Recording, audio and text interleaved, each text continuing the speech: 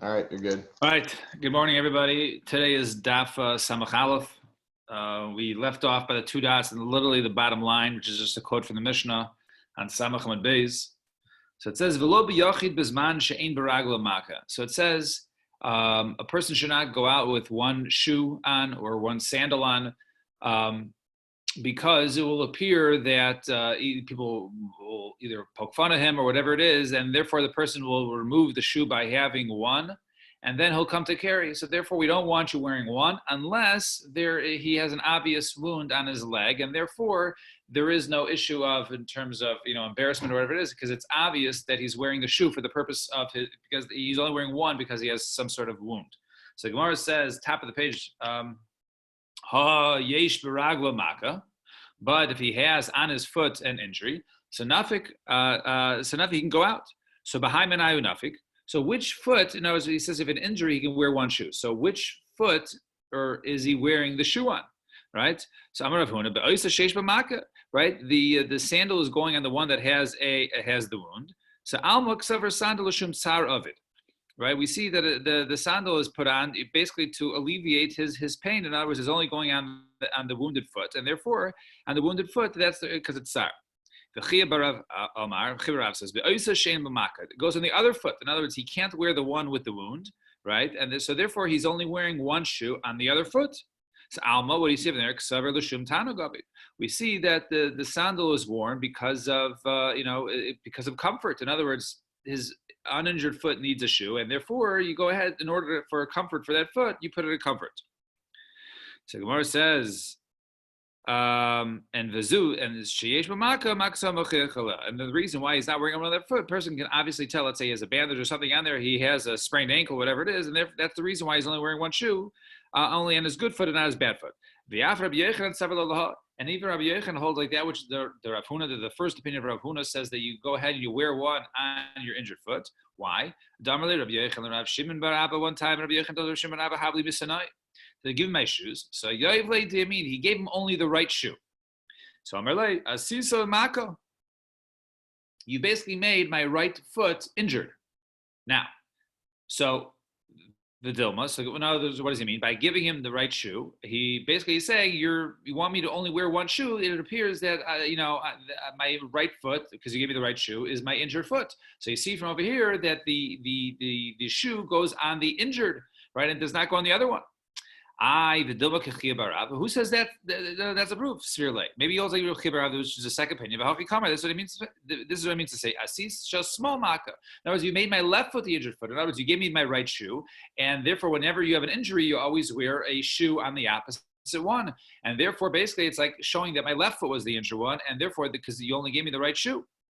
So that was that. So therefore, there was no proof. However, Rabbi Yechon goes to Shita. So Rabbi Yechon ketfilin kach menalim.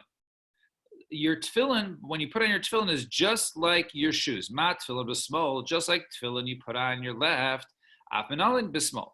So too, right? And so too, you put on your other shoes, right? First with your left, and not second with your left. And what do you see from here? How's that a proof? Because earlier he was given only the right shoe, and therefore he didn't ask for his left shoe. Once he had his right shoe, he was done. Why? Because you're supposed to put on your left shoe and then your right shoe, according to the Gemara. And I will soon see the Gemara will delve into it. In other words, so the right shoe is always the last one. So by the fact that he was given the right shoe, basically he was saying, I'm only going to wear one shoe. So you see, according to this, right, he goes to Shitaso, because over there it says, whenever you put on your shoes, put on your left and then you put on your right. So if you put your right on, once you put on your right, then you're done putting on shoes. So therefore he goes to Shitaso. So when he goes ahead and he puts on his shoes, he should put on his right, and then afterwards put on his left. And Amar Rav Yosef, it says Rav Yosef, now that we see a brayso that says the other way, Amar Rav Yechon Hachi Avid, right? Amar Rav Yechon Hachi David, Hachi David, right? Amar Rav Yechon Hachi David. So Hachi David, excuse me, Hachi David, Hachi Avid, David, Hachi Hachi. So now once we see that Rav Yechon said what he was saying, in other words, that you only put on the right should be the last one put on, and then we have a brayso that says the right should be the first one put on. So therefore, if you do it either way, it's okay. And Amar le Abaye Dilma Rabbi Yochanan Hamas Nisan lo Havi Shmila. Maybe it was that Rabbi Yochanan never heard this brisa. Havi Shmila Havi Haderbe. Perhaps if he heard this brisa that says befeirush you should put on your right and then put on your left, maybe he would have been chayzer, right? And maybe then he would have put on a shoe after his right shoe. V'inami, or you can even say Shmila, he did hear V'ksaver Enoch goes a Mishnah, or maybe he heard it and he didn't hold like that Mishnah. And so we're in the middle of Samach Aleph, Amar Aleph, right, almost towards the middle. Amar of Nachum Bar Yitzchak, Yarei Shemaim Yaitze Deishteim, right? Actually, a person who's Yarei Shemaim, a person who's he's Yarei Hashem, he could actually do both. Umana, and who was that? So that was Mar Berei de Ravina. That was Mar Berei Ravina. As a Heichi of it, what did he do? So Sayim Diamine. First, he would go ahead and put on his right shoe. V'loi Katar, and he wouldn't tie it. The Sai and the Smoli. Then he would go ahead and put on his left shoe. The Katar, and then tie his left shoe. And then go ahead and tie his right shoe. In other words, when it comes to putting on, you put on that which is to the right first, because you give kavod, you give honor to that which is right, because right is the more important, as brought down psukim. And then when it comes to tying things, right, you should, since you tie your tefillin with your left, so therefore you should go ahead and tie your shoe on your left first, just like your tefillin. And Amar Rav Ashi Chazin Rav Kana Delay Kapi. Rav Ashi pointed out, I saw Rav Kana that he was not makbid to do either way. And therefore, basically, either way would be permitted. And Taner Rabbanak Shu Noel, when he goes ahead and he puts on Noel Shemin Vechak Noel Shosmo, when he puts on the right, let's say it's just something which is not tied, he puts on the right and then he puts on the left. Kshu Cholitz, when he removes Cholitz Shosmo, first he takes off his left, then afterwards he takes off his right. Kshu Reichet, when he's washing his body, Reichet Shemin, first he washes his right side, Reichet Shosmo, then he washes his left side, Kshu Sach, and he goes ahead and he puts oil on sach shaymin. He always, once again, he gives honor to his right. Afterwards, he puts oil on his left. If a person wants to go wash his whole body, he should go ahead and wash his head first, because the head is basically the king, is the main part of all his limbs. Therefore, start with the head and then afterwards the body. Fine. Now we go back to the quote of the Mishnah. A person should not go ahead and walk out with tefillin on Shabbos because he might come to carry. So Gemara says, I'm Rav Safra. So loy tema limud Shabbos lav zman tefillin hu. So as a machlokes is actually whether one is allowed to go ahead and wear tefillin on Shabbos, right? We don't wear a Shabbos because we say Shabbos is an os, is a sign, right? And therefore you don't need to wear. And Shabbos itself is an os, and tefillin is also an os. So therefore you don't need to wear an os with an os, with a sign or a testimony, right, regarding this is Hashem's world. So therefore you don't need to go ahead and wear tefillin on Shabbos, but even according to the opinion who holds that you're not supposed to wear tefillin on Shabbos, nevertheless, right, that even, so this opinion which says you can't wear Shabbos, not only according to the opinion who holds that you're not allowed to wear tefillin on Shabbos, even according to the opinion who holds that you could wear tefillin on Shabbos, nevertheless, you should not go ahead and wear tefillin outside your house on Shabbos, right? Why? Perhaps he might come and carry it in Rosh Hashanah. He has to go to the bathroom or something and take it off. So therefore, he might come to carry. So therefore, even according to the opinion you hold, you're allowed to go ahead and wear tefillin on Shabbos. Nevertheless, you should not go ahead and remove it. And some actually have this part in the Sefer. When the Sefer says, after the Sefer Mishnah says, as a person, he should not wear tefillin. If he does go ahead and wear tefillin, he's not chayv chatas. So on that, Rav Safra says, Rav Safra not only according to the opinion who holds that you're not chayv chatas, even according to the opinion who holds that you're allowed to go ahead and wear tefillin on Shabbos. Even according to the opinion who hold that you're not allowed to go ahead and wear tefillin at all on Shabbos. And if you go ahead and you put on tefillin and you go out, you're still not chayv chatas. It's not deraisa. Why? Ain't chayv chatas. My timer. What's the reason? Because in other words, like we say, if you wear clothing, you're allowed to go ahead and wear things. So in other words, that which you put on tefillin is considered to be wearing. So therefore, despite the fact that you're not supposed to wear tefillin because for other reasons, but by tefillin, if you do go ahead and happen to wear tefillin on Shabbos outside, you're not chayv chatas because it's still considered levush and it's not considered a masui. And then the Mishnah says, so, and not a command amulet, right? Bisman, right? That it does not come from an expert. She'ena mina mumcha does not come from an expert. That was the lashon of the Mishnah. So, Amar Rav Papa, loy tema ad the mumcha gavra mumcha command. Don't say that the only way you're allowed to go ahead and wear an amulet, right, which is basically used people psukim and stuff to help with different diseases or skulas, whatever it is. So, don't say until the person who wrote it is an expert, right? And this actual the kameh itself, in other words, that which was written, right, was, let's say it's always used for, I don't know, heart trouble, right? Person has, a chest pains, and this type of amulet usually relieves the chest pains. So don't say it has to be a proven amulet and has to come from an expert. Ela kevan the mumcha gavra, since the guy who writes it is a mumcha, even though perhaps it's a new amulet that he's writing for such a disease. Afa gadol mumcha kameya, even if that is not some which has been proven. And Dikanami goes to infer from our Mishnah, because the Mishnah says, "Diktani v'loy b'kmiya bizman she'ena min hamumcha," right? And not an amulet you can't wear outside when it comes from someone who's not an expert. V'loy ktani bizman she'ena mumcha, and it doesn't say at all anything to do with the amulet being proven or not. So in other words, the main point is that as long as if it comes from an expert, then it will be okay. But if it comes from a non-expert, it would not be okay. So Taner Rabbanan ezu kmiya mumcha. What is considered to be a kamea, an amulet that is proven? Kol sharipa, v'shana, v'shilesh.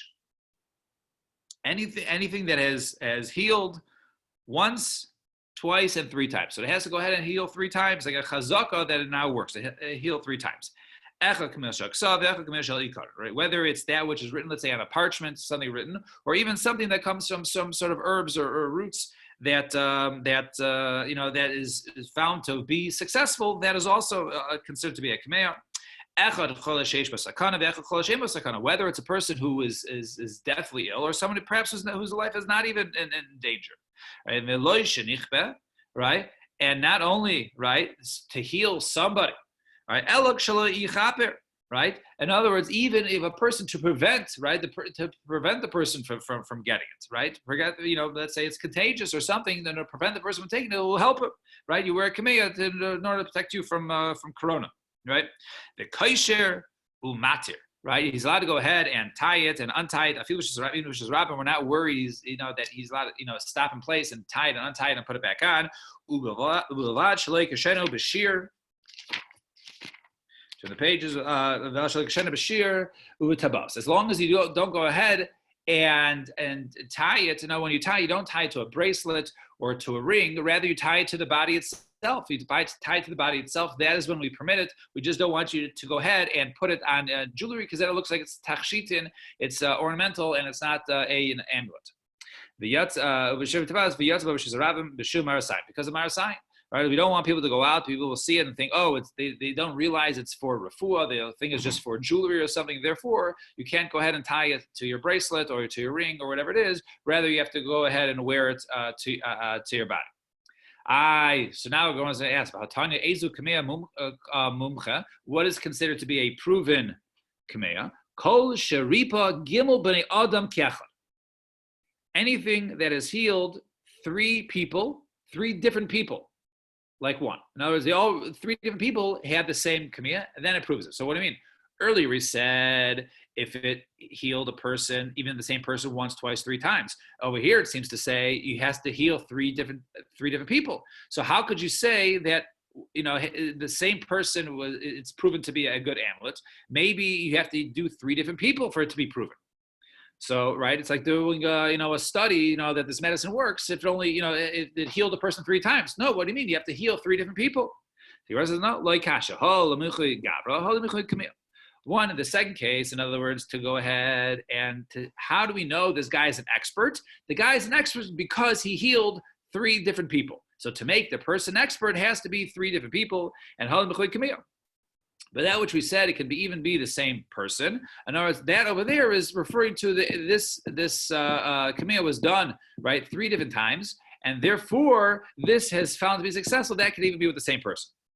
And Amar Rav Papa says, Rav Papa, shitali tlas kamea la tlas gavre tlas zina. All right, so he's going to go through the steps. Now, if you have 3 different amulets, right, for 3 different people, in other words, there were 3 people that were sick, right? And it was 3 times. So 3 people were sick 3 times, and they all went to the same mumcha. They all went to the same expert who writes these amulets. And 3 different people came on day 1, and they had a certain disease, and then he gave them all amulets, and it worked. And then another time, each of them had a different one, and he once again wrote them a different amulet, and it worked.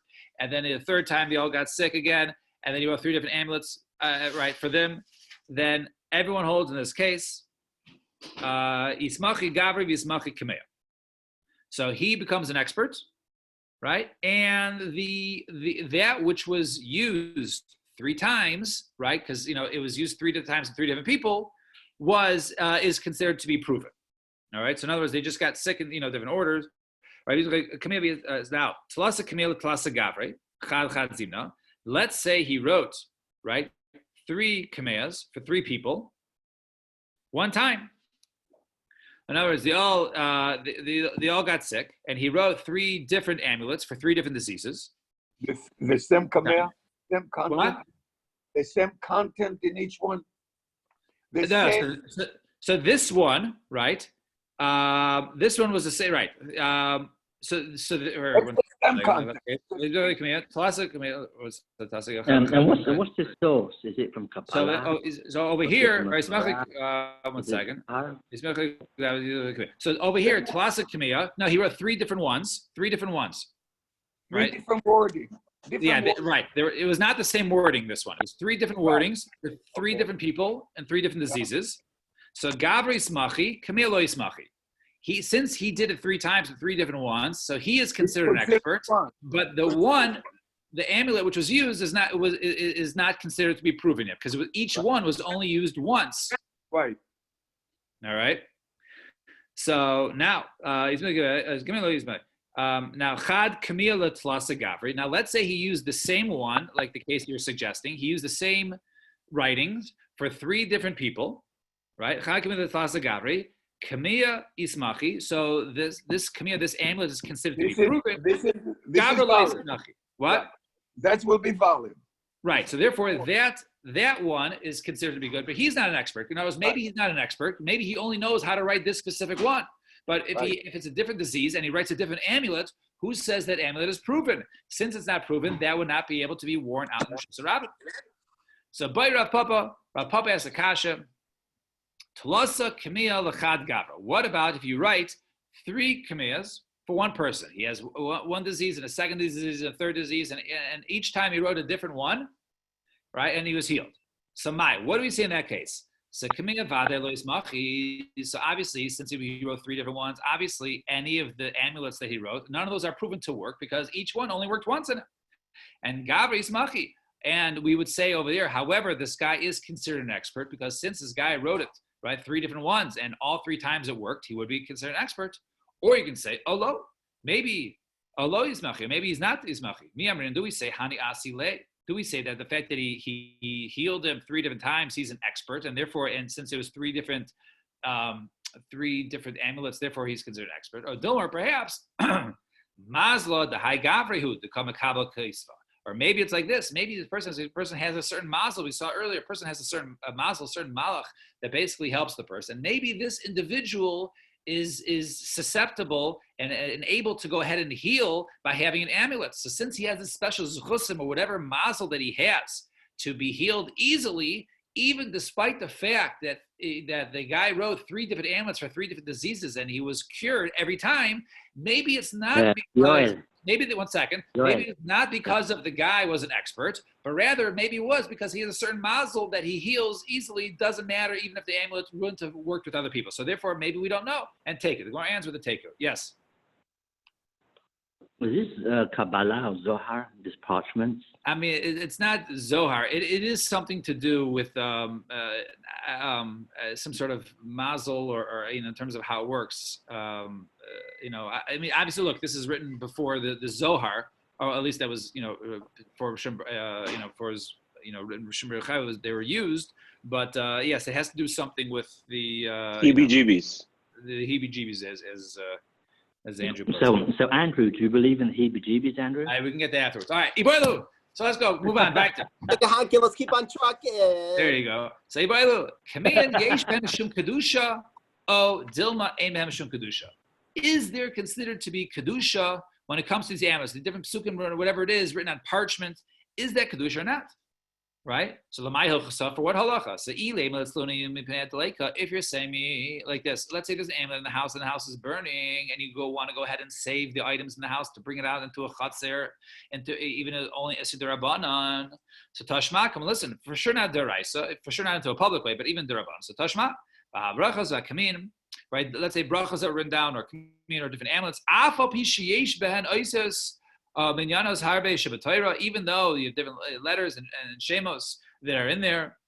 We don't go ahead and save those from Deleka, not referring to Sefer Torah, but referring to these, where perhaps there's some amulets are separate in a parchment. You don't go ahead and save on Shabbos, and therefore they would burn them in its place.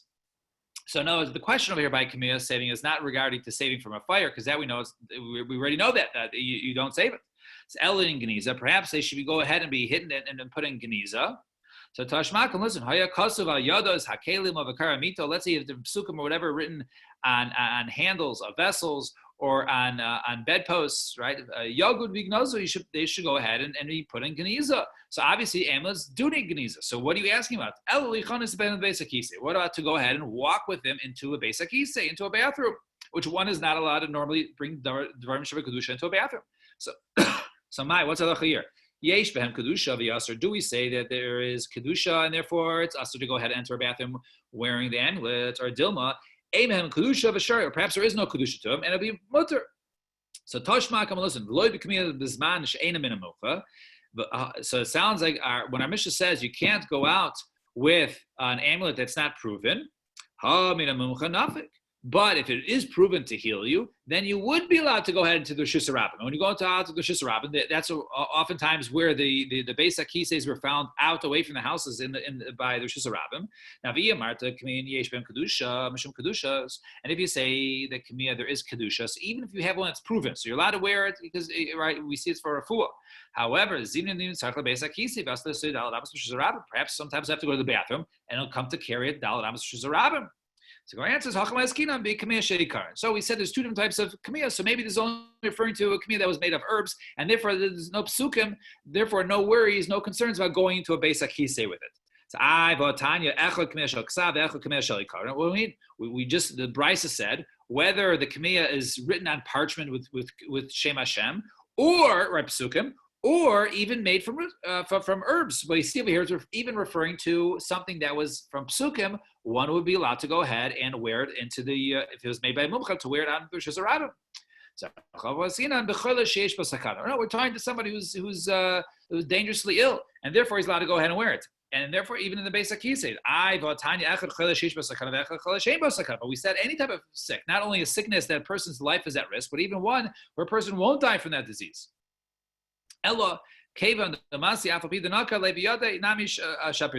Right? So he said, no, rather, since over here that the person is what's it called? Since the person here is going to go ahead and get healthy, right? Since he's going ahead and get healthy, even if he has it in his hand, it would be okay. In other words, since over there it's for his health, it wouldn't be a problem to go ahead and carry it and take it into the bathroom.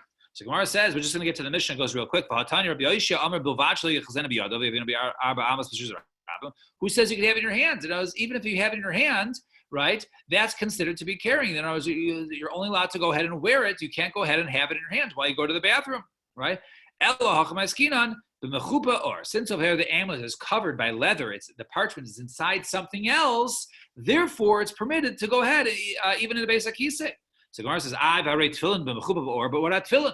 Tefillin's covered with leather. V'tani learner b'isa nichnas lebeis hakisei choletz b'tefillin b'rochak b'al damas v'nichnas. By when in tefillin, you should go ahead and take off your tefillin 4 amos away from the bathroom, then enter. So you're not allowed to bring something which is covered by leather into the bathroom. So how can you take the amulet which is covered by leather into the bathroom? So Gemara says, no, over there it's different. Tefillin is different. It's not just the parch from the inside. Hasam mishum shin. There's a shin on the outside of the tefillin box. There's the shin. That shin itself is kedusha. So even the cover itself is kedusha. The Rabbi says, shin shel tefillin halach l'moshe mesina. The tefillin, the shin on the tefillin is halach l'moshe mesina, and therefore there's kedusha and you can't wear it in it. But Rabbi and Abai says dalad shel tefillin. Also, the dalet on the tefillin on the outer is a halach l'moshe mesina. Yud, also the yud, the knot that's tied in shel tefillin halach l'moshe mesina. So all these halach l'moshe mesina, all these are just saying the statement. The dalet, a dalet on the back, and the yud on the shel yad. Those are halach l'moshe mesina, and therefore that those things have kedusha. And finally, just real quick, so shiryon is shiryon zarda. It's a zarda, right? I actually looked it up. It's a basically something that's worn by what's that place right by Great America with the they have the free Bass Pro where you go shooting. Medieval times. Medieval nights. with Medieval the nights. Medieval times. So it's like a coat of mail, it's called, right? They wear it over, and basically the warriors and the fighters in war, they used to wear those things. So those armored, right? That, and Kasda Marav is Sanrasa, and that is Sanrasa. That's basically a helmet, right? A leather helmet, which is worn underneath the hard helmet. And like a fine, those are like shin guards and Amarav, Kazmaki. Those are shin guards. All these things are worn out in war, and therefore one really is obviously, if it's not Shemitza, but other types of war to go out if it's not needed unnecessarily in that time, it would be forbidden. Therefore, these items which are armor, which are worn for war, one would not be go out. Perhaps he'll go to war unnecessarily on Shabbos. All right, we'll stop here. Everyone have a wonderful day, and I think it did a little better, Randy. Right? All right, everyone have a good day. I gotta.